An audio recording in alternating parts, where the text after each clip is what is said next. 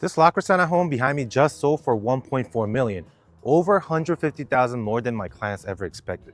And here's the thing, we pulled it off in one of the slowest markets and toughest seasons of the year. When my clients first called me, the market had cooled down, one of the slowest years in past decade. Homes were sitting longer, inventory and competition were higher, and prices were starting to trend down. If they had listed as is, this home was probably worth around 1.25 to 1.3 million. Their goal was 1.4 million.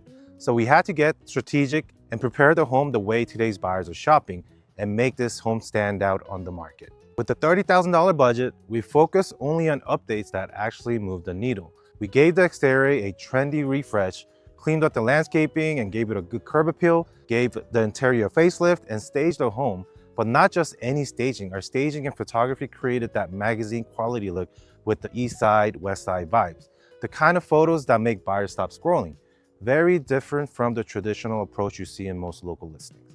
And the best part, we managed the whole process from start to finish, so my clients never had to stress over contractors or any timelines. Now today, 3 weeks later, the transformation was complete.